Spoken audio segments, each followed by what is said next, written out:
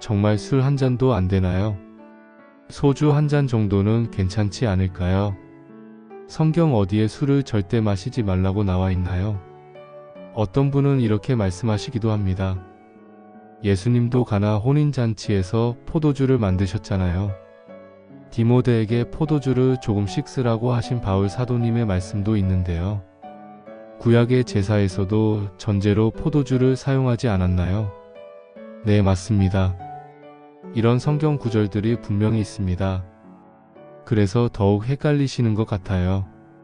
그런데 사랑하는 성도님들, 오늘 제가 여러분과 함께 나누고 싶은 것은 단순히 술을 마셔도 되느냐 안 되느냐의 문제가 아닙니다. 혹시 지금 이 영상을 보고 계시는 분 중에 이런 경험을 해보신 적 있으십니까?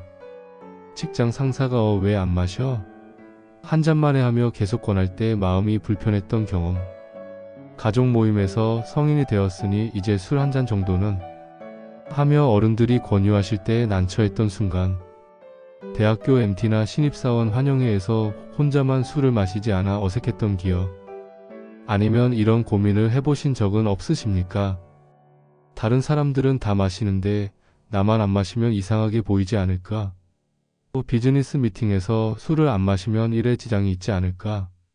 또 한국 사회에서 술을 아예 안 마시고 살아갈 수 있을까? 특히 2025년 현재 우리나라의 음주 문화는 더욱 다양해지고 복잡해졌습니다. 코로나19 이후 홈술족이 급증했고 MZ세대들 사이에서는 새로운 음주 트렌드들이 계속 생겨나고 있습니다. 소맥, 맥주, 폭탄주 등 다양한 술 문화가 우리 사회 깊숙이 자리 잡고 있죠. 그런데 정말로 그리스도인은 술 한 잔도 마시면 안 되는 걸까요? 성경은 이 문제에 대해 무엇이라고 말씀하고 계실까요? 오늘 저는 이런 질문들에 대한 명확하고 성경적인 답을 여러분과 함께 찾아보고자 합니다. 단순히 안 된다거나 괜찮다라는 일방적인 답변이 아니라 하나님의 말씀이 우리에게 주시는 지혜로운 원리들을 함께 살펴보겠습니다. 그리고 무엇보다도 이런 질문의 답을 찾아가시는 과정에서 여러분이 세상의 가치관이 아닌 하나님의 뜻에 따라 살아가는 확고한 신념을 갖게 되시기를 바랍니다. 지금부터 성경이 말씀하시는 술에 대한 5가지 중요한 진리를 함께 살펴보면서 정말 술 한 잔도 안 되나요? 라는 질문에 대한 하나님의 답을 찾아보도록 하겠습니다. 첫 번째로 성경은 술이 우리의 영적 판단력을 흐리게 만들고 하나님의 음성을 듣지 못하게 한다고 경고하고 있습니다. 잠언 20장 1절 말씀을 함께 읽어보시겠습니다. 포도주는 거만하게 하는 것이요 독주는 떠들게 하는 것이라 이에 미혹되는 자는 지혜가 없느니라. 이 말씀에서 솔로몬 왕은 술의 본질적인 특성에 대해 정확하게 진단하고 있습니다. 포도주는 거만하게 하는 것이요 라는 표현에서 거만하게 한다는 말은 히브리어로 야이르입니다. 이 단어는 단순히 교만해진다는 의미를 넘어서 자신을 과대평가하게 만든다, 현실 인식 능력을 왜곡시킨다는 깊은 뜻을 담고 있습니다. 술을 마신 사람은 자신의 능력을 실제보다 훨씬 크게 생각하게 됩니다. 평소에는 조심스럽고 겸손했던 사람도 술을 마시면 갑자기 자신만만해지고 무모한 행동을 하게 됩니다. 이것이 바로 술이 가진 가장 위험한 특성 중 하나입니다. 독주는 떠들게 하는 것이라. 에서 떠들게 한다는 말은 히브리어로 하마인데 이는 소란을 피우다, 혼란을 야기하다, 질서를 파괴하다라는 의미입니다. 술에 취한 사람들이 큰 소리를 치고 시끄럽게 구는 모습을 우리는 얼마나 자주 목격합니까? 그들은 자제력을 잃고 분별 없는 말과 행동을 쏟아내며 주변 사람들을 불편하게 만듭니다. 그런데 더욱 심각한 문제는 이에 미혹되는 자는 지혜가 없느니라 는 경고입니다. 여기서 미혹된다는 말은 히브리어로 샤가인데 길을 잃고 헤맨다, 올바른 방향을 찾지 못한다는 뜻입니다. 술은 사람으로 하여금 인생의 올바른 방향을 찾지 못하게 만들고 하나님의 뜻에서 멀어지게 만드는 미혹의 영입니다. 에베소서 5장 15절에서 18절 말씀을 보시겠습니다.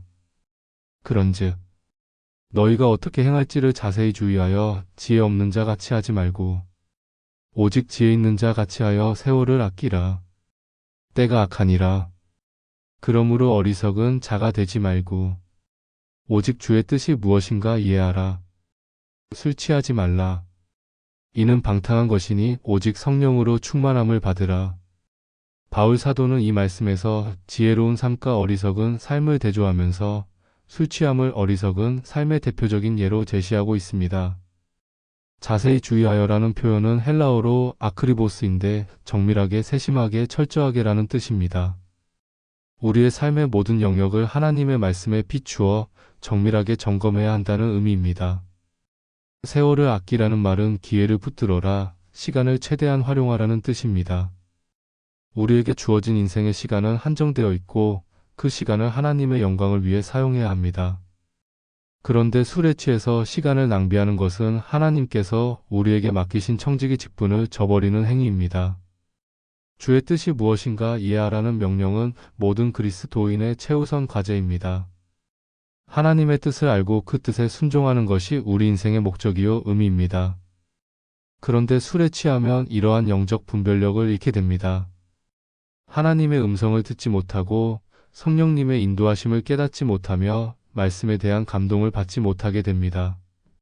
술 취하지 말라 이는 방탕한 것이니 에서 방탕하다는 말은 헬라어로 아소티아입니다. 이 단어는 구원받을 수 없는 상태, 회복 불가능한 파멸, 절제할 수 없는 방종이라는 의미를 가지고 있습니다.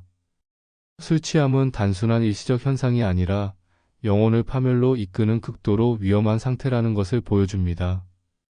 그리고 바울 사도는 술 취함과 성령 충만을 정면으로 대조시키고 있습니다. 오직 성령으로 충만함을 받으라는 명령은 현재 시제로 되어 있어서 계속해서 성령으로 충만함을 받으라는 뜻입니다. 술은 사람을 일시적으로 흥분시키고 기분을 좋게 만들지만 그 결과는 영적 무감각과 도덕적 타락입니다. 반면 성령 충만은 참된 기쁨과 평안을 주며 우리로 하여금 하나님의 뜻을 더욱 분명하게 알게 해주십니다. 누가복음 1장 15절에서 천사 가브리엘이 세례 요한에 대해 예언한 말씀을 보시겠습니다. 그가 주 앞에 큰 자가 되며 포도주나 독주를 마시지 아니하며 모태로부터 성령의 충만함을 받아. 세례 요한은 하나님의 특별한 사명을 감당하기 위해 평생 술을 마시지 않았습니다. 그리고 그 대신 성령의 충만함을 받았습니다. 이것은 우리 모든 그리스도인들에게도 적용되는 원리입니다. 하나님의 일을 감당하고 거룩한 삶을 살기 위해서는 술을 멀리하고 성령으로 충만해야 합니다. 사사기 13장 3절에서 4절에는 삼손의 어머니에게 주신 하나님의 명령이 기록되어 있습니다. 여호와의 천사가 그 여인에게 나타나서 그에게 이르되 보라 내가 본래 임신하지 못함으로 출산하지 못하였으나 이제 임신하여 아들을 낳으리니 그러므로 너는 삼가 포도주와 독주를 마시지 말며 어떤 부정한 것도 먹지 말지니라. 하나님께서는 삼손이라는 특별한 사명자를 낳을 어머니에게도 술을 금하셨습니다. 태아에게 미칠 악영향을 염려하신 것입니다. 현대의학도 임신 중 음주가 태아에게 치명적인 해를 끼친다는 것을 입증하고 있습니다. 태아 알코올 증후군, 저체중아 출산, 기형아 출산 등의 위험이 있습니다. 레위기 10장 8절에서 11절 말씀을 보시겠습니다. 여호와께서 아론에게 말씀하여 이르시되 너나 너의 아들들이나 회막에 들어갈 때에는 포도주나 독주를 마시지 말라. 그리하여 너희가 죽지 않을지니 이는 너희 대대로 지킬 영영한 규례라. 그리하여야 너희가 거룩하고 속된 것을 분별하며 정하고 부정한 것을 분별하고 여호와께서 모세를 통하여 이루신 모든 규례를 이스라엘 자손에게 가르칠 수 있으리라. 하나님께서는 제사장들이 성막에서 봉사할 때 절대로 술을 마시지 말라고 엄히 명령하셨습니다. 이 명령을 어기면 죽는다고까지 경고하셨습니다. 왜 이렇게 엄격한 명령을 하셨을까요? 그 이유가 10절과 11절에 나와 있습니다.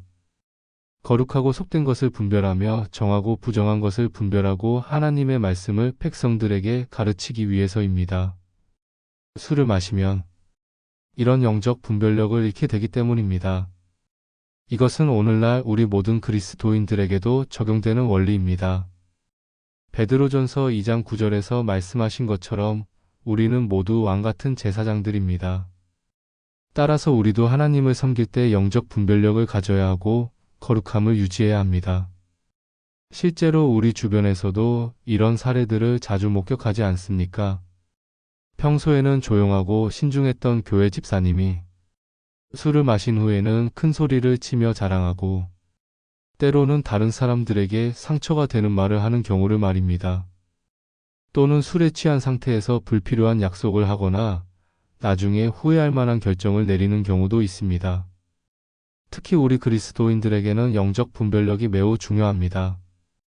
성령님의 음성을 듣고 하나님의 뜻을 분별하며 선악을 구분하는 능력이 필요합니다.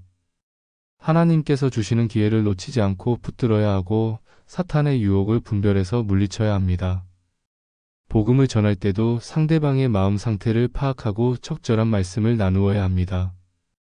그런데 술은 이러한 영적 감각을 마비시키고 둔하게 만듭니다. 기도할 때도 집중이 안 되고 예배드릴 때도 졸음이 오며 말씀을 읽어도 은혜를 받지 못하게 됩니다. 성령님의 세미한 음성을 듣지 못하고 하나님의 인도하심을 깨닫지 못하게 됩니다. 이사야 28장 7절 말씀입니다. 이 유다 사람들도 포도주로 말미암아 옆걸음치며 독주로 말미암아 비틀거리며 제사장과 선지자도 독주로 말미암아 옆걸음치며 포도주에 빠지며 독주로 말미암아 비틀거리며 환상을 그릇 풀며 재판할 때에 실수하나니 하나님께서는 당시 이스라엘의 제사장들과 선지자들이 술에 취해 하나님의 일을 제대로 하지 못하는 것을 보시고 깊이 탄식하셨습니다. 환상을 그릇 풀며라는 표현은 하나님의 계시를 잘못 해석한다는 뜻이고 재판할 때에 실수하나니는 공의로운 판단을 하지 못한다는 뜻입니다. 현대의 그리스도인들도 마찬가지입니다. 술을 마시면 하나님의 말씀을 올바르게 이해할 수 없고 영적인 일들을 분별할 수 없습니다. 더 나아가 다른 사람들에게 올바른 조언을 해줄 수도 없고 복음을 효과적으로 전할 수도 없습니다. 사랑하는 성도님들, 세상에서는 술을 마셔야 진짜 어른이라고 하고 술자리에서 인맥을 쌓는다고 합니다. 하지만 우리는 하나님의 자녀로서 더 높은 차원의 삶을 살아가야 합니다. 술에 의존하여 사람들과 관계를 맺는 것이 아니라 진실한 마음과 사랑으로 관계를 맺어가야 합니다. 두 번째로 성경은 술이 우리 몸을 파괴하는 치명적인 독이며 하나님의 성전인 우리 몸을 더럽히는 죄라고 말씀하고 있습니다. 잠언 23장 29절에서 35절까지 말씀을 함께 보시겠습니다. 재앙이 네게 있느뇨? 근심이 네게 있느뇨? 분쟁이 네게 있느뇨? 원망이 네게 있느뇨? 까닭 없는 상처가 네게 있느뇨? 붉은 눈이 네게 있느뇨? 술에 잠긴 자에게 있고 혼합한 술을 구하러 다니는 자에게 있느니라. 포도주는 붉고 잔에서 번쩍이며 순하게 내려가나니 너는 그것을 보지도 말지어다. 그것이 마침내 뱀같이 물 것이요 독사같이 쏠 것이며 또 내 눈에는 개의한 것이 보일 것이요 내 마음은 구부러진 말을 할 것이며 너는 바다 가운데에 누운 자 같을 것이요 돛대 위에 누운 자 같을 것이며 내가 스스로 말하기를 사람이 나를 때렸으나 나는 아프지 아니하고 나를 상하게 하였으나 내가 깨닫지 못하였다. 내가 언제나 깰까 다시 술을 찾겠다 하리라. 이 말씀은 술의 파괴적인 영향력을 매우 생생하고 구체적으로 묘사하고 있습니다. 재앙, 근심, 분쟁, 원망, 까닭 없는 상처, 붉은 눈이라는 표현들은 알코올 중독의 전형적인 증상들을 정확하게 묘사하고 있습니다. 재앙이라는 말은 히브리어로 오이인데 슬픔, 고통, 불행이라는 뜻입니다. 술은 일시적인 즐거움을 주는 것처럼 보이지만 결국에는 깊은 슬픔과 고통을 가져다 줍니다. 근심은 히브리어로 아바인데 탄식, 한숨, 피통함이라는 의미입니다. 술에 의존하는 사람들은 끊임없는 내적 갈등과 고민에 시달리게 됩니다. 분쟁은 히브리어로 리브인데 다툼, 갈등, 소송이라는 뜻입니다. 술은 사람들 사이의 관계를 파괴하고 불필요한 갈등을 일으킵니다. 원망은 히브리어로 시아의인데 불평, 원한, 억울함이라는 의미입니다. 술에 취한 사람들은 자신의 잘못은 인정하지 않고 다른 사람이나 환경을 탓하게 됩니다. 까닭 없는 상처는 히브리어로 파차 히남인데 이유 없는 상처, 근거 없는 피해라는 뜻입니다. 술에 취해서 넘어지거나 싸우거나 사고를 당해서 입는 상처들을 의미합니다. 붉은 눈은 술을 많이 마셔서 충혈된 눈을 의미합니다. 이는 알코올로 인한 신체적 변화의 대표적인 증상입니다. 성경은 술을 뱀과 독사에 비유하고 있습니다. 32절에서 그것이 마침내 뱀같이 물 것이요 독사같이 쏠 것이며라고 했습니다. 뱀과 독사는 처음에는 아름답고 매력적으로 보일 수 있지만 결국에는 치명적인 독으로 사람을 죽이는 존재입니다. 술도 마찬가지로 처음에는 기분을 좋게 하고 스트레스를 해소해 주는 것처럼 보이지만 결국에는 우리 몸과 정신을 파괴하는 독이 됩니다. 34절과 35절에서는 술에 중독된 사람의 모습을 매우 사실적으로 묘사하고 있습니다. 너는 바다 가운데에 누운 자 같을 것이요 돛대 위에 누운 자 같을 것이며 이는 술에 취해 비틀거리며 중심을 잡지 못하는 모습을 바다에서 표류하는 배에 비유한 것입니다. 내가 스스로 말하기를 사람이 나를 때렸으나 나는 아프지 아니하고 나를 상하게 하였으나 내가 깨닫지 못하였다. 이는 술에 취해 감각이 마비된 상태를 묘사한 것입니다. 고통을 느끼지 못하고 위험을 인식하지 못하는 무감각 상태입니다. 내가 언제나 깰까 다시 술을 찾겠다 하리라. 이는 알코올 중독의 가장 무서운 특징인 의존성을 보여줍니다. 술에서 깨어나자마자 다시 술을 찾게 되는 악순환의 고리입니다. 현대의학도 이러한 성경의 경고가 얼마나 정확한지를 증명해 주고 있습니다. 세계보건기구에 따르면 알코올은 1급 발암물질로 분류되어 있습니다. 간암, 유방암, 대장암 등 다양한 암의 직접적인 원인이 됩니다. 또한 강경변, 췌장염, 심장질환, 뇌출혈, 위궤양 등 수많은 질병을 유발합니다. 뇌세포를 파괴하여 치매의 위험을 높이고 면역력을 약화시켜 각종 감염질환에 취약하게 만듭니다. 신경계를 손상시켜 우울증, 불안장애, 조울증 등 정신질환의 원인이 되기도 합니다. 특히 우리나라는 위암 발생률이 세계 1위인데 이것이 높은 음주율과 무관하지 않다는 연구 결과들이 나오고 있습니다.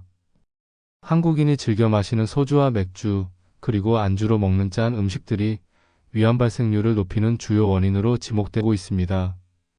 또한 한국인의 약 50%가 가지고 있는 알코올 분해요소 결핍 유전자 때문에 서양인들보다 알코올로 인한 피해가 더 클 수 있다고 합니다. ALDH 유전자 변이를 가진 사람들은 알코올을 제대로 분해하지 못해 아세트알데히드라는 독성 물질이 체내에 축적됩니다. 이로 인해 얼굴이 빨갛게 달아오르고 두통과 메스꺼움을 느끼게 되는데 이는 몸에서 보내는 위험 신호입니다. 2025년 현재 우리나라의 알코올로 인한 사망자 수는 연간 9,000명을 넘어서고 있습니다. 교통사고 사망자보다 훨씬 많은 수치입니다. 또한 알코올성 간질환으로 인한 의료비는 연간 2조 원을 넘어서고 있어 개인뿐만 아니라 사회 전체에 막대한 경제적 손실을 가져다주고 있습니다. 여성들의 경우 남성보다 알코올에 더 취약합니다. 같은 양의 술을 마셔도 체중과 체지방 비율의 차이로 인해 혈중 알코올 농도가 더 높아집니다. 또한 여성 호르몬의 영향으로 알코올 분해 속도가 더 느리고 유방암과 골다공증의 위험이 크게 증가합니다. 임신 중 음주는 태아에게 치명적인 영향을 미칩니다. 태아 알코올 증후군으로 인해 지적장애, 성장지연, 안면기형 등이 발생할 수 있고 이런 피해는 평생에 걸쳐 지속됩니다. 세계적으로 안전한 음주량이라는 것은 존재하지 않으며 임신 중에는 단 한 방울의 술도 마셔서는 안 된다는 것이 의학계의 공통된 견해입니다. 고린도전서 3장 16절에서 17절 말씀을 보시겠습니다. 너희는 너희가 하나님의 성전인 것과 하나님의 성령이 너희 안에 계시는 것을 알지 못하느냐? 누구든지 하나님의 성전을 더럽히면 하나님이 그 사람을 멸하시리라.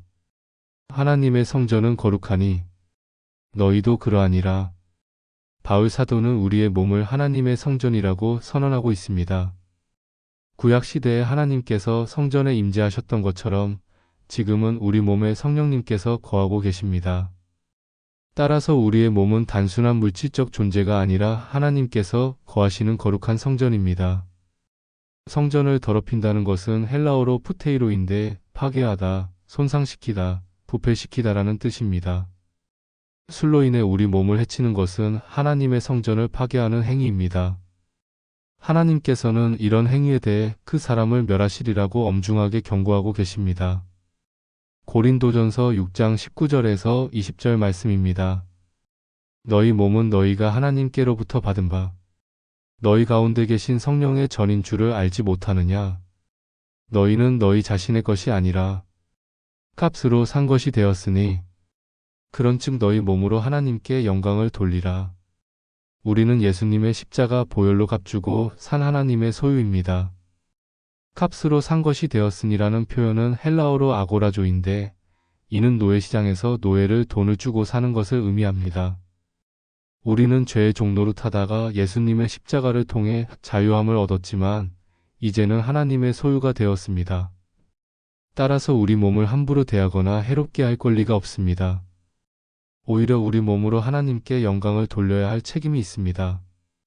몸으로 하나님께 영광을 돌리라는 명령은 우리의 모든 신체 활동이 하나님을 기쁘시게 해야 한다는 의미입니다. 로마서 12장 1절 말씀입니다. 그러므로 형제들아, 내가 하나님의 모든 자비하심으로 너희를 권하노니 너희 몸을 하나님이 기뻐하시는 거룩한 산 제물로 드리라.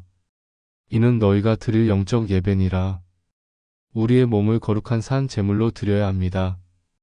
산 제물이라는 것은 죽은 제물이 아니라 살아있는 제물을 의미합니다. 매일매일 우리의 몸과 삶 전체를 하나님께 드리는 것이 진정한 예배입니다. 구약시대에 제물로 드려지는 동물들은 흠이 없고 건강한 것이어야 했습니다. 병들었거나 상처가 있는 동물은 제물로 사용할 수 없었습니다. 마찬가지로 우리도 하나님께 드려지는 산 제물로서 건강하고 거룩한 상태를 유지해야 합니다. 술로 인해 몸이 상하고 건강이 악화된다면 그것은 하나님께서 기뻐 받으실 수 있는 제물이 될 수 없습니다. 간이 망가지고 뇌가 손상되고 각종 질병에 시달리는 몸으로는 하나님께 영광을 돌릴 수 없습니다. 다니엘서 1장 8절에서 16절에 나오는 다니엘과 세 친구들의 이야기를 보시겠습니다. 다니엘은 뜻을 정하여 왕의 진미와 그가 마시는 포도주로 자기를 더럽히지 아니하리라 하고 자기를 더럽히지 아니하게 하기를 환관장에게 구하니라. 다니엘은 바벨론 왕궁의 진미와 포도주를 거절했습니다. 뜻을 정하여라는 표현은 히브리어로 사말 레브인데 마음에 두다, 확고히 결심하다라는 뜻입니다. 다니엘은 하나님의 뜻에 어긋나는 음식과 술을 거절하기로 확고하게 결심했습니다. 자기를 더럽히지 아니하리라 해서 더럽힌다는 말은 히브리어로 가을인데 오염시키다, 부정하게 하다, 타락시키다라는 뜻입니다. 다니엘은 왕의 술과 음식이 자신의 몸과 마음을 오염시킬 것을 우려했습니다. 결과적으로 하나님께서는 다니엘과 세 친구들에게 축복을 주셔서 왕의 진미를 먹은 다른 사람들보다 더 건강하고 지혜롭게 만들어 주셨습니다. 이것은 하나님의 뜻에 순종하여 몸을 거룩하게 지키는 자들에게 주시는 축복을 보여줍니다. 사랑하는 성도님들, 건강은 하나님께서 우리에게 주신 가장 기본적인 축복 중 하나입니다. 이 건강을 지키는 것은 단순히 개인적인 문제가 아니라 하나님께 대한 신앙적 의무입니다. 술로 인해 건강을 해치고 가족들에게 고통을 주는 것은 하나님의 뜻이 아닙니다. 우리가 건강한 몸을 유지할 때 더 오래 하나님을 섬길 수 있고 더 많은 사람들에게 복음을 전할 수 있으며 가족들에게 기쁨이 되는 삶을 살 수 있습니다. 반대로 술로 인해 몸이 망가지면 자신도 고통스럽고 가족들도 슬퍼하며 하나님의 일도 제대로 할 수 없게 됩니다. 세 번째로 성경은 술이 우리의 증인됨을 해치고 복음 전파에 큰 걸림돌이 된다고 경고하고 있습니다. 디모데전서 3장 1절에서 3절 말씀을 보시겠습니다. 미쁘다 이 말이여. 곧 사람이 감독의 직분을 얻으려 함은 선한 일을 사모하는 것이라 하였도다. 그러므로 감독은 책망할 것이 없으며 한 아내의 남편이 되며 절제하며 신중하며 단정하며 나그네를 대접하며 가르치기를 잘하며 술을 즐기지 아니하며 구타하지 아니하며 오직 관용하며 다투지 아니하며 돈을 사랑하지 아니하며. 여기서 감독은 교회의 지도자를 의미하지만 넓은 의미에서 모든 성도들이 세상에서 그리스도의 증인으로 살아가야 한다는 원리를 담고 있습니다. 바울 사도가 제시한 자격 요건들은 모든 그리스도인들이 추구해야 할 덕목들입니다. 술을 즐기지 아니하며라는 표현은 헬라어로 메파로이논인데 문자적으로는 술 옆에 머물지 않는다, 술과 가까이 하지 않는다는 뜻입니다. 이것은 단순히 취하지 않으면 된다는 의미가 아니라 아예 술과 거리를 두라는 의미입니다. 왜 이렇게 엄격한 기준을 제시했을까요? 그 이유는 그리스도인의 삶 자체가 세상 사람들에게 복음을 전하는 살아있는 증거이기 때문입니다. 우리의 행동 하나하나가 하나님의 성품을 드러내는 창이 되고 사람들이 하나님을 알아가는 통로가 됩니다. 디도서 2장 11절에서 12절 말씀입니다. 모든 사람에게 구원을 주시는 하나님의 은혜가 나타나 우리를 양육하시되 경건하지 않은 것과 이 세상 정욕을 다 버리고 신중함과 의로움과 경건함으로 이 세상에서 살고 하나님의 은혜는 우리로 하여금 세상의 정욕을 버리고 구별된 삶을 살도록 양육하십니다. 경건하지 않은 것에는 술을 마시는 것도 포함됩니다. 이 세상 정욕은 헬라어로 코스미코스 에피티미아인데 세상적인 욕망, 육신의 정욕을 의미합니다. 술을 마시는 것은 세상의 문화에 동조하는 것이며 우리의 구별된 정체성을 흐리게 만듭니다. 신중함과 의로움과 경건함으로 이 세상에서 살고라는 명령은 우리가 세상과는 다른 가치관과 생활 방식을 가져야 한다는 것을 보여줍니다. 실제로 많은 경우에 그리스도인이 술을 마시는 모습을 본 비신자들이 실망하고 교회에 대한 부정적인 인식을 갖게 되는 경우가 있습니다. 기독교인도 우리와 다를 바가 없네. 교회 다니는 사람도 결국 똑같구나라는 생각을 하게 만드는 것입니다. 특히 우리나라에서는 술 문화가 매우 강하기 때문에 그리스도인이 술을 거절하는 것 자체가 강력한 증거가 됩니다. 왜 술을 안 마시세요? 라는 질문을 받을 때 그것은 복음을 전할 수 있는 절호의 기회가 됩니다. 베드로전서 2장 9절 말씀입니다. 그러나 너희는 택하신 족속이요 왕같은 제사장들이요 거룩한 나라요 그의 소유가 된 백성이니 이는 너희를 어둠에서 불러내어 그의 기이한 빛에 들어가게 하시니 아름다운 덕을 선포하게 하려 하심이라. 우리는 하나님의 아름다운 덕을 선포해야 할 사명을 받은 백성입니다. 선포한다는 말은 헬라어로 엑사겔로인데 널리 알리다, 공표하다, 증거하다라는 뜻입니다. 우리의 삶 자체가 하나님의 거룩하심과 사랑을 드러내는 산 증거가 되어야 합니다. 술을 마시지 않는 것은 세상과 구별된 우리의 정체성을 보여주는 중요한 표시 중 하나입니다. 또한 우리가 술을 거절할 때 보여주는 확고한 신념과 부드러운 태도는 사람들로 하여금 우리 안에 있는 믿음의 능력을 보게 만듭니다. 베드로전서 3장 15절에서 16절 말씀입니다. 너희 마음에 그리스도를 주로 삼아 거룩하게 하고 너희 속에 있는 소망에 관한 이유를 묻는 자에게는 대답할 것을 항상 준비하되 온유와 두려움으로 하고 선한 양심을 가지라. 이는 그리스도 안에서 너희의 선한 행실을 비방하는 자들로 하여금 비방하는 일에 대하여 부끄러움을 당하게 하려 함이라. 우리가 술을 거절하고 다른 방식으로 사람들과 교제할 때 사람들은 호기심을 갖게 됩니다. 저 사람은 뭔가 다르다. 저 사람에게는 흔들리지 않는 무언가가 있다는 인상을 주게 되는 것입니다. 그럴 때 우리는 온유와 두려움으로 우리 안에 있는 소망에 대해 설명할 수 있습니다. 마태복음 5장 14절에서 16절 말씀입니다. 너희는 세상의 빛이라. 산 위에 있는 동네가 숨겨지지 못할 것이요. 사람이 등불을 켜서 말 아래에 두지 아니하고 등경 위에 두나니 이러므로 집안 모든 사람에게 비치느니라. 이같이 너희 빛이 사람 앞에 비치게 하여 그들로 너희 착한 행실을 보고 하늘에 계신 너희 아버지께 영광을 돌리게 하라. 우리는 세상의 빛입니다. 빛의 역할은 어둠을 밝히는 것입니다. 술이라는 어둠의 문화가 판치는 이 세상에서 우리는 다른 방식으로 기쁨을 누리고 스트레스를 해소하며 사람들과 교제할 수 있다는 것을 보여주어야 합니다. 고린도후서 2장 14절에서 16절 말씀입니다. 항상 우리를 그리스도 안에서 이기게 하시고 우리로 말미암아 각처에서 그리스도를 아는 냄새를 나타내시는 하나님께 감사하노라. 우리는 구원받는 자들에게나 망하는 자들에게나 하나님 앞에서 그리스도의 향기니 이 사람에게는 사망으로부터 사망에 이르는 냄새요. 저 사람에게는 생명으로부터 생명에 이르는 냄새라. 누가 이 일을 감당하리요? 우리는 어디를 가든지 그리스도의 향기를 풍겨야 합니다. 술 냄새가 아니라 그리스도의 향기를 풍기는 사람들이 되어야 합니다. 그럴 때 어떤 사람들에게는 생명의 향기가 되어 그들을 하나님께로 이끌게 될 것입니다.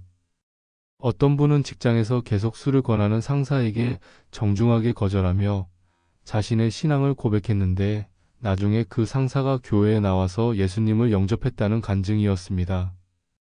또 어떤 분은 동창회에서 혼자만 술을 마시지 않았는데 몇 년 후에 친구들이 당신이 그때 보여준 모습이 인상적이었다며 교회에 관심을 보였다는 이야기였습니다. 반대로 안타까운 경우도 있었습니다. 어떤 집사님이 전도하려던 직장 동료와 술자리에서 같이 마시다가 취해서 실수를 했는데 그 동료가 기독교인도 별거 없나라며 더 이상 교회 이야기를 듣지 않겠다고 했던 경우입니다. 우리의 행동 하나하나가 복음 전파에 큰 영향을 미칩니다. 술을 거절하는 것이 때로는 어색하고 불편할 수 있지만 그것이 바로 우리가 세상과 다른 존재라는 것을 보여주는 기회입니다. 에베소서 5장 8절에서 11절 말씀입니다. 너희가 전에는 어둠이더니 이제는 주 안에서 빛이라. 빛의 자녀들처럼 행하라. 빛의 열매는 모든 착함과 의로움과 진실함에 있느니라. 주께 기쁘시게 할 것이 무엇인가 시험하여 보라. 너희는 열매 없는 어둠의 일에 참여하지 말고 도리어 책망하라. 우리는 이제 빛의 자녀들입니다. 열매 없는 어둠의 일에 참여하지 말고라는 명령은 술 문화에 동참하지 말라는 의미로도 해석할 수 있습니다. 오히려 도리어 책망하라고 하셨는데 이는 말로 직접 비판하라는 뜻이 아니라 우리의 삶으로 올바른 모습을 보여주라는 의미입니다. 사랑하는 성도님들, 우리는 이 세상에서 그리스도의 대사로 살아가고 있습니다. 우리를 통해 사람들이 하나님이 어떤 분인지를 알게 되고 교회가 어떤 곳인지를 판단하게 됩니다. 따라서 우리의 모든 행동과 말과 선택이 복음 전파에 유익이 되는지 해가 되는지를 신중하게 생각해야 합니다. 네 번째로 성경은 술이 가정을 파괴하는 주범이며 가족 간의 사랑과 신뢰를 무너뜨리는 원인이라고 경고하고 있습니다.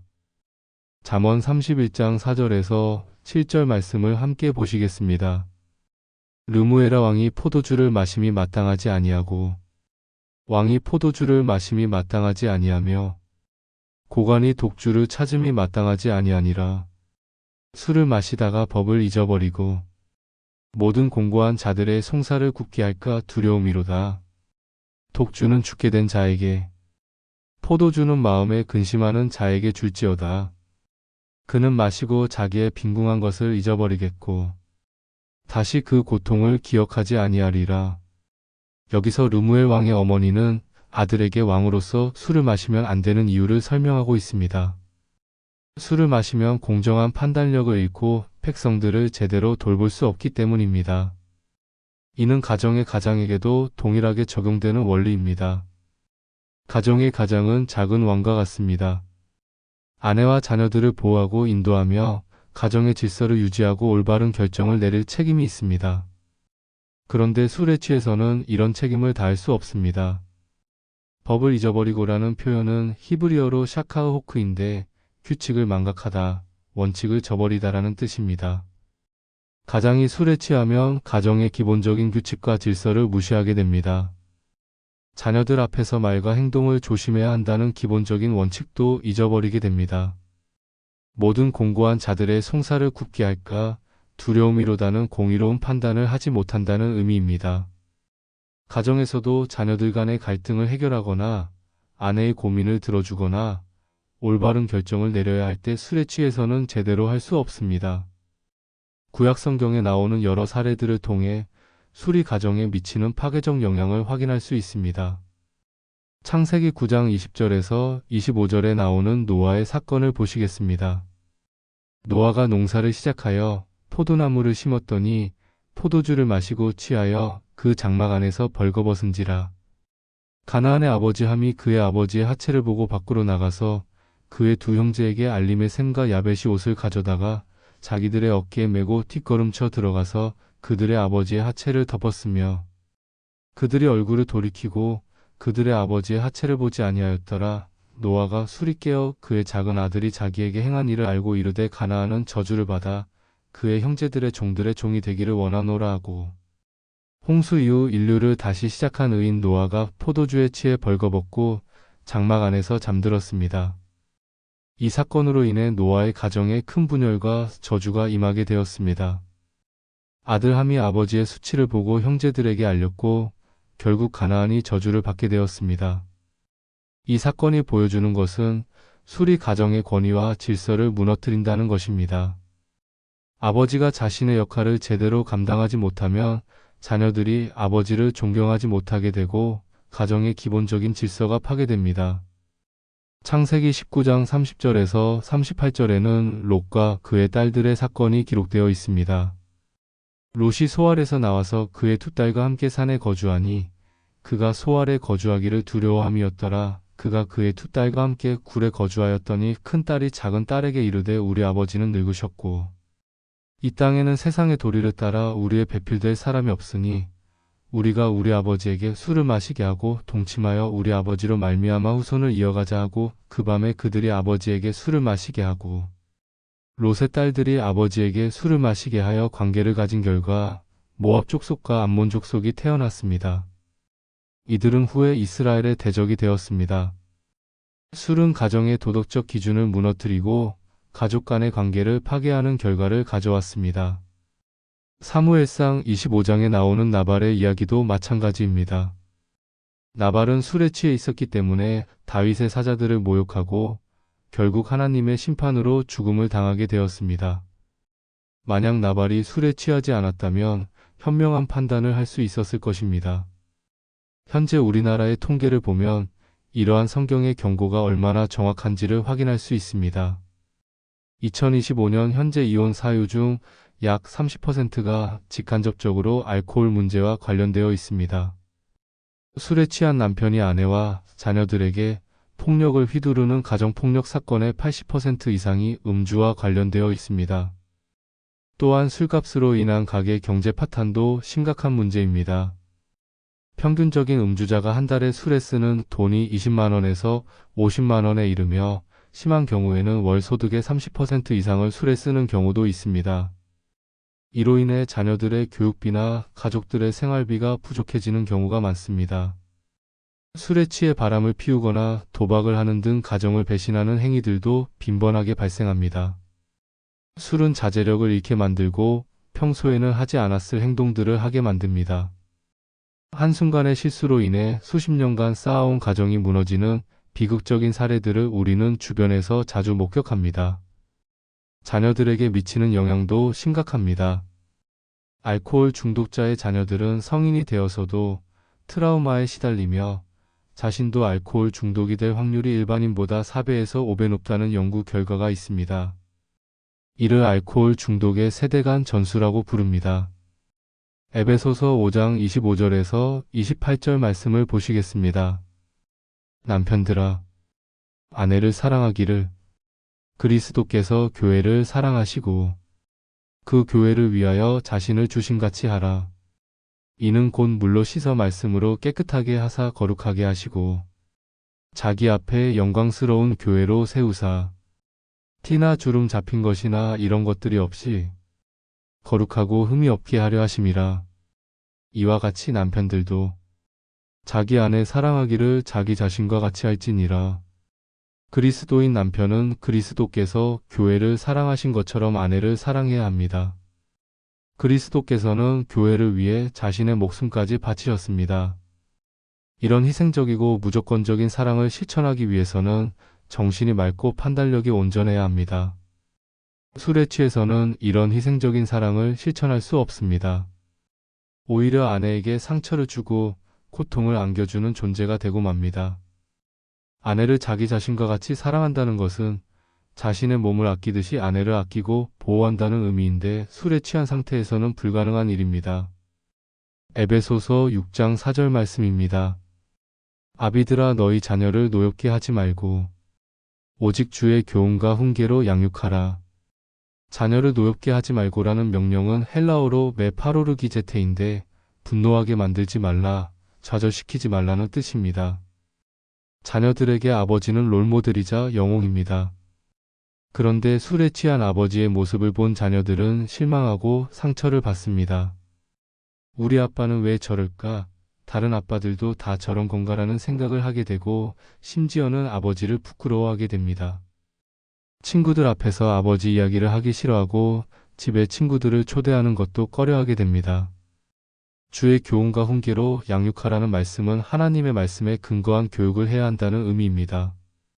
그런데 술에 취한 상태에서는 올바른 교육을 할 수 없습니다. 말과 행동이 일치하지 않고 가르치는 내용에 설득력이 없게 됩니다. 반대로 술을 마시지 않는 아버지는 자녀들에게 확고한 신뢰감을 줍니다. 우리 아빠는 다른 아빠들과 다르구나. 우리 아빠는 정말 멋있어라는 생각을 하게 됩니다. 이런 아버지의 모습을 보고 자란 자녀들은 자연스럽게 술을 거부하는 가치관을 갖게 됩니다. 잠언 22장 6절 말씀입니다. 마땅히 행할 길을 아이에게 가르치라. 그리하면 늙어도 그것을 떠나지 아니하리라. 마땅히 행할 길은 히브리어로 데레크인데 단순한 길이 아니라 인생의 방향, 올바른 생활 방식을 의미합니다. 부모가 술을 멀리하는 모습을 보여주는 것은 자녀들에게 가장 좋은 교육입니다. 말로만 술 마시지 말라고 하는 것이 아니라 삶으로 보여주는 것입니다. 우리 아빠, 엄마는 술을 마시지 않아도 행복하고 즐겁게 사신다는 것을 자녀들이 직접 보고 경험하게 하는 것입니다. 디모데후서 1장 5절에서 바울이 디모데에 대해 말한 내용을 보시겠습니다. 이는 내 속에 거짓이 없는 믿음이 있음을 생각함이라. 이 믿음은 먼저 내 외조모 로이스와 내 어머니 유닉의 속에 있더니 내 속에도 있는 줄을 확신하노라. 디모데의 믿음은 외조모와 어머니로부터 전수된 것이었습니다. 이처럼 신앙과 가치관은 세대를 통해 전수됩니다. 부모가 술을 거부하는 신앙적 가치관을 가지고 있으면 자녀들도 자연스럽게 그런 가치관을 갖게 됩니다. 골로새서 3장 21절 말씀입니다. 아비들아 너희 자녀를 노엽게 하지 말지니 낙심할까 함이라. 낙심하다는 말은 헬라어로 아티메오인데 의기소침해지다, 포기하다, 절망하다라는 뜻입니다. 자녀들이 아버지의 일관성 없는 모습, 특히 술에 취한 모습을 반복적으로 보게 되면 아버지에 대한 신뢰를 잃고 포기하게 됩니다. 아빠에게 기대하지 말자, 아빠는 믿을 수 없어라는 마음을 갖게 되고 나중에는 가정 자체에 대해서도 희망을 잃게 됩니다. 이런 자녀들은 성인이 되어서도 건강한 가정을 꾸리는데 어려움을 겪게 됩니다. 베드로전서 3장 7절 말씀입니다. 남편들아 이와 같이 지식을 따라 너희 아내와 동거하고 그를 더 연약한 그릇이라 하여 귀히 여기고 또 생명의 은혜를 함께 이어받을 자로 알아 대하라. 이는 너희 기도가 막히지 아니하게 하려 함이라. 지식을 따라라는 표현은 지혜롭게 분별력을 가지고라는 뜻입니다. 아내와의 관계에서 지혜롭고 세심한 배려가 필요하다는 의미입니다. 그런데 술에 취해서는 이런 세심한 배려가 불가능합니다. 더 연약한 그릇이라 하여 귀히 여기고라는 말씀은 아내를 보호하고 아껴야 한다는 의미입니다. 술에 취한 남편은 오히려 아내에게 해를 끼치고 상처를 주는 존재가 됩니다. 마지막 부분에서 너희 기도가 막히지 아니하게 하려 함이라고 하신 것은 매우 중요한 경고입니다. 아내를 제대로 대하지 못하면 하나님과의 관계도 막힌다는 의미입니다. 술로 인해 가정에 문제가 생기면 영적인 삶에도 악영향을 미치게 됩니다. 사랑하는 성도님들, 가정은 하나님께서 세우신 최초의 제도입니다. 하나님께서는 사람이 혼자 있는 것이 좋지 아니하니라고 말씀하시며 가정을 허락해 주셨습니다. 이 소중한 가정을 지키기 위해서는 술이라는 파괴자를 우리 집에서 몰아내야 합니다.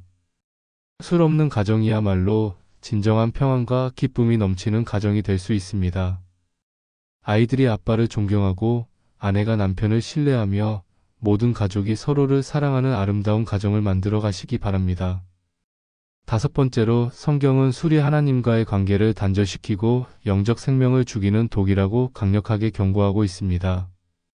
갈라디아서 5장 19절에서 21절 말씀을 함께 보시겠습니다. 육체의 일은 분명하니 곧 음행과 더러운 것과 호색과 우상 숭배와 주술과 원수 맺는 것과 분쟁과 시기와 분냄과 당 짓는 것과 분열함과 이단과 투기와 술 취함과 방탕함과 또 그와 같은 것들이라. 전에 너희에게 경계한 것 같이 경계하노니 이런 일을 하는 자들은 하나님의 나라를 유업으로 받지 못하리라. 바울 사도는 여기서 술 취함을 음행, 우상 숭배, 분쟁 등과 함께 육체의 일로 분류하고 있습니다. 육체의 일이라는 것은 헬라어로 에르가 테스사르코스인데 육신의 욕망에서 나오는 행위들, 성령을 거스르는 행동들이라는 뜻입니다. 그리고 이런 일을 하는 자들은 하나님의 나라를 유업으로 받지 못하리라고 강하게 경고하고 있습니다. 이것은 술을 마시면 구원을 잃는다는 의미가 아니라 술에 중독되어 하나님보다 술을 더 사랑하게 되면 하나님과의 관계가 단절될 수 있다는 의미입니다. 술은 일종의 우상이 될 수 있습니다. 스트레스를 받을 때 하나님께 기도하는 대신 술을 찾게 되고 기쁠 때도 하나님께 감사하는 대신 술로 축하하게 됩니다. 슬플 때도 하나님께 위로를 구하는 대신 술로 슬픔을 달래려고 합니다. 이사야 55장 1절에서 2절 말씀입니다. 너희 목마른 자들아 물로 나오라 돈 없는 자도 오라 너희는 와서 사먹되 돈 없이 값 없이 와서 포도주와 젖을 사라 너희가 어찌하여 양식이 아닌 것을 위하여 은을 달아주며 배부르게 하지 못할 것을 위하여 수고하느냐 나에게 들으라 그리하면 좋은 것을 먹을 것이며 너희 마음이 기름진 것으로 즐거워하리라. 하나님께서는 우리의 영혼의 갈증을 채워주시는 분입니다. 포도주와 젖을 사라고 하신 것은 물론 술을 마시라는 뜻이 아니라 영혼을 만족시키는 영적 양식을 받으라는 비유적 표현입니다. 배부르게 하지 못할 것을 위하여 수고하느냐는 말씀은 술과 같은 세상적인 것들로는 영혼의 참된 만족을 얻을 수 없다는 뜻입니다. 호세아 4장 11절 말씀입니다. 음행과 묵은 포도주와 새 포도주가 마음을 빼앗느니라. 여기서 마음을 빼앗는다는 말은 히브리어로 라카흐 레브인데 이성을 잃게 하다, 판단력을 상실하게 하다, 하나님을 잊게 만들다라는 뜻입니다. 술은 우리의 마음과 정신을 하나님께로부터 멀어지게 만드는 역할을 합니다. 하박국 2장 15절 말씀입니다. 이웃에게 술을 마시게 하되 자기의 분노를 더하여 그를 취하게 하고 그 하체를 드러내려 하는 자에게 화 있을진저. 하나님께서는 다른 사람에게 술을 권하는 자에게도 화가 있다고 경고하고 계십니다. 술을 권하는 것은 그 사람으로 하여금 수치를 당하게 하고 하나님께로부터 멀어지게 만드는 행위이기 때문입니다. 레위기 10장 8절에서 11절 말씀을 다시 한번 보시겠습니다. 여호와께서 아론에게 말씀하여 이르시되 너나 너의 아들들이나 회막에 들어갈 때에는 포도주나 독주를 마시지 말라. 그리하여 너희가 죽지 않을지니 이는 너희 대대로 지킬 영영한 규례라. 그리하여야 너희가 거룩하고 속된 것을 분별하며 정하고 부정한 것을 분별하고 여호와께서 모세를 통하여 이르신 모든 규례를 이스라엘 자손에게 가르칠 수 있으리라. 하나님께서는 제사장들이 성막에서 봉사할 때 절대로 술을 마시지 말라고 명령하셨습니다. 이 명령을 어기면 죽는다고까지 경고하셨습니다. 이것은 하나님께서 술 문제를 얼마나 심각하게 보시는지를 보여줍니다. 그 이유가 10절과 11절에 나와 있습니다. 거룩하고 속된 것을 분별하며 정하고 부정한 것을 분별하고 하나님의 말씀을 백성들에게 가르치기 위해서입니다. 술을 마시면 이런 영적 분별력을 잃게 되기 때문입니다. 베드로전서 2장 9절에서 말씀하신 것처럼 우리는 모두 왕같은 제사장들입니다. 따라서 우리도 하나님을 섬길 때 영적 분별력을 가져야 하고 거룩함을 유지해야 합니다. 술은 우리의 영적 감각을 마비시킵니다. 성령님의 음성을 듣지 못하게 하고 하나님의 말씀에 대한 감동을 느끼지 못하게 합니다. 기도할 때도 집중이 안 되고 예배드릴 때도 졸음이 오며 말씀을 읽어도 은혜를 받지 못하게 됩니다. 고린도전서 10장 31절 말씀입니다. 그런즉 너희가 먹든지 마시든지 무엇을 하든지 다 하나님의 영광을 위하여 하라. 우리가 먹고 마시는 모든 것이 하나님의 영광을 위한 것이어야 합니다. 그런데 술을 마시는 것이 과연 하나님께 영광을 돌리는 일일까요? 오히려 하나님의 마음을 아프게 하고 성령님을 근심시키는 일이 아닐까요? 이사야 28장 7절에서 8절 말씀을 다시 보시겠습니다. 이 유다 사람들도 포도주로 말미암아 옆걸음치며 독주로 말미암아 비틀거리며 제사장과 선지자도 독주로 말미암아 옆걸음치며 포도주에 빠지며 독주로 말미암아 비틀거리며 환상을 그릇 풀며 채판할 때에 실수하나니 모든 상에는 토한 것 더러운 것뿐이요 깨끗한 곳이 없도다. 하나님께서는 당시 이스라엘의 제사장들과 선지자들이 술에 취해 하나님의 일을 제대로 하지 못하는 것을 보시고 깊이 탄식하셨습니다. 환상을 그릇 풀며라는 표현은 하나님의 계시를 잘못 해석한다는 뜻이고 재판할 때에 실수한 이는 공의로운 판단을 하지 못한다는 뜻입니다. 모든 상에는 토한 것, 더러운 것뿐이요 깨끗한 곳이 없도다. 는 표현은 술이 가져오는 추한 결과를 생생하게 묘사하고 있습니다.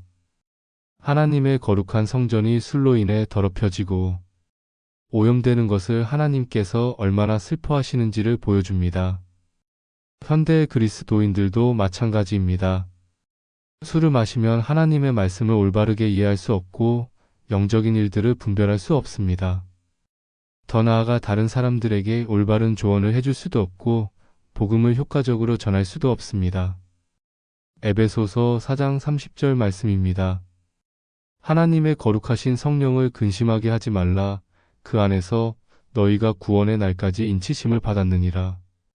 술을 마시는 것은 성령님을 근심하게 하는 행위입니다. 근심하게 한다는 말은 헬라어로 리페오인데 슬프게 하다, 고통스럽게 하다, 상처를 주다라는 뜻입니다.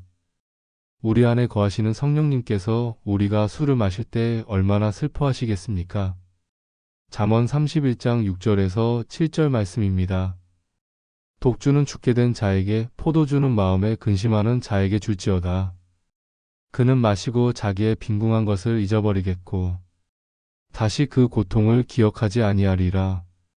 이 말씀은 술이 일시적으로 고통을 잊게 해주지만 근본적인 해결책이 되지 못한다는 것을 보여줍니다. 오히려 문제를 회피하게 만들고 하나님께 나아가 진정한 위로와 해결책을 구하는 것을 방해합니다. 죽게 된 자에게, 마음에 근심하는 자에게라는 표현은 절망적인 상황에 있는 사람들을 의미합니다. 하지만 우리 그리스도인들은 절망적인 상황에 있는 사람들이 아닙니다. 우리에게는 살아계신 하나님이 계시고 우리를 사랑하시는 예수님이 계십니다.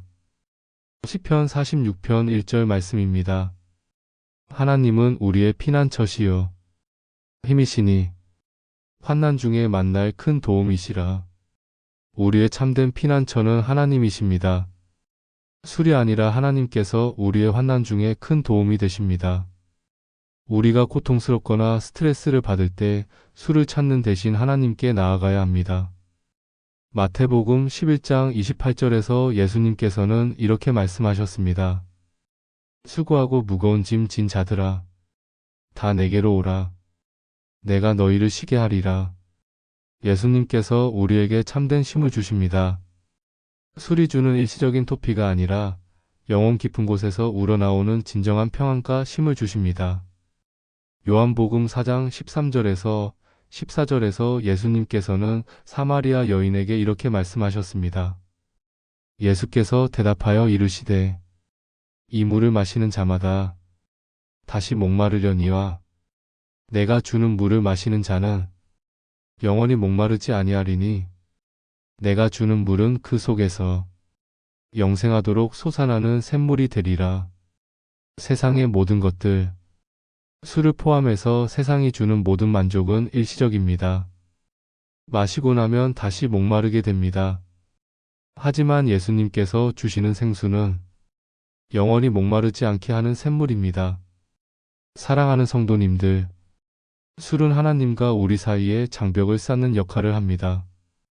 하나님과의 친밀한 교제를 방해하고 영적 성장을 저해합니다. 우리가 하나님과 더욱 가까워지기를 원한다면 이런 방해물들을 제거해야 합니다. 이제 지금까지 나눈 5가지 이유를 다시 한번 자세히 정리해 보겠습니다. 첫째, 술은 우리의 영적 판단력을 흐리게 만들고 성령님의 음성을 듣지 못하게 합니다. 잠언 20장 1절에서 말씀하신 것처럼 술은 거만하게 하고 떠들게 하여 지혜를 잃게 만듭니다. 에베소서 5장 18절에서 바울 사도는 술 취하지 말고 성령으로 충만하라고 명령하셨습니다. 우리는 술이 아니라 성령으로 충만해야 합니다. 성령 충만할 때 하나님의 뜻을 분별하고 올바른 판단을 하며 지혜로운 삶을 살 수 있습니다. 둘째, 술은 우리 몸을 파괴하는 치명적인 독이며 하나님의 성전을 더럽히는 죄입니다. 잠언 23장에서는 술을 뱀과 독사에 비유하며 그 파괴적인 영향력을 경고하고 있습니다. 현대의학도 알코올이 1급 발암물질이며 수많은 질병의 원인이 된다고 증명하고 있습니다. 고린도전서 3장 16절과 6장 19절에서 말씀하신 것처럼 우리 몸은 하나님의 성전이므로 건강하게 지켜야 할 의무가 있습니다. 우리는 예수님의 보혈로 값주고 산 하나님의 소유이므로 우리 몸으로 하나님께 영광을 돌려야 합니다. 셋째, 술은 우리의 증인됨을 해치고 복음 전파의 걸림돌이 됩니다. 디모데전서 3장에서는 교회 지도자의 자격 요건으로 술을 즐기지 않을 것을 제시하고 있습니다. 우리는 모두 세상에서 그리스도의 증인으로 살아가는 사람들입니다. 베드로전서 2장 9절에서 말씀하신 것처럼 우리는 하나님의 아름다운 덕을 선포해야 할 사명을 받았습니다. 술을 거절하는 것 자체가 세상과 구별된 우리의 정체성을 보여주는 강력한 증거가 됩니다. 넷째, 술은 가정을 파괴하는 주범이며 가족 간의 사랑과 신뢰를 무너뜨립니다. 성경에 나오는 노아, 롯, 나발 등의 사례들이 보여주듯이 술은 가정의 질서와 도덕성을 파괴합니다. 현재 우리나라 이혼 사유의 상당 부분이 알코올 문제와 관련되어 있습니다. 에베소서 5장과 6장에서 말씀하신 것처럼 남편은 아내를 그리스도께서 교회 사랑하신 것처럼 사랑해야 하고 자녀들을 주의 교훈과 훈계로 양육해야 합니다. 술 없는 가정이야말로 진정한 평안과 기쁨이 넘치는 가정입니다. 다섯째, 술은 하나님과의 관계를 단절시키고 영적 생명을 죽이는 독입니다. 갈라디아서 5장에서 술 취함을 육체의 일로 분류하며 이런 일을 하는 자들은 하나님의 나라를 유업으로 받지 못한다고 경고하고 있습니다. 술은 우상이 되어 하나님보다 더 의존하게 만드는 위험한 존재입니다. 우리의 참된 위로자와 피난처는 하나님이시며 예수님께서 주시는 생수만이 우리 영혼의 갈증을 영원히 해결해 주십니다. 사랑하는 매일성경 가족들, 오늘 이 5가지 말씀들이 여러분의 마음에 깊이 새겨지시기를 바랍니다. 혹시 지금까지 술과 관련해서 고민이 있으셨던 분들이 계시다면 오늘을 계기로 확고한 결단을 내리시기 바랍니다. 세상에서는 술을 마셔야 어른이라고 하고 술자리에서 인간관계가 깊어진다고 합니다. 하지만 하나님의 말씀은 그와 정반대로 말씀하고 있습니다. 술은 우리를 파괴하는 독이며 하나님과의 관계를 해치는 방해물이라고 경고하고 있습니다. 우리는 세상의 가치관이 아니라 하나님의 말씀에 따라 살아가는 사람들입니다. 비록 세상 사람들이 이해하지 못한다 하더라도 우리는 하나님의 뜻에 순종하는 삶을 살아야 합니다.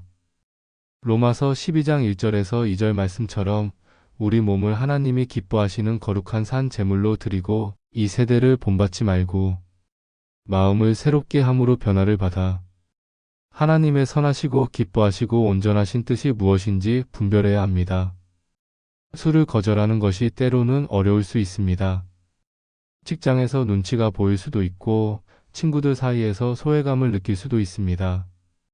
하지만 그럴 때야말로 우리의 믿음이 빛을 발하는 순간입니다. 다니엘과 세 친구들이 바벨론 왕의 진미와 포도주를 거절했을 때처럼 우리도 세상의 유혹을 물리치고 하나님의 뜻에 순종해야 합니다. 그럴 때 하나님께서 다니엘에게 축복해 주신 것처럼 우리에게도 더 큰 축복을 주실 것입니다. 또한 우리가 술을 거절하는 모습을 통해 많은 사람들이 감동을 받을 것입니다.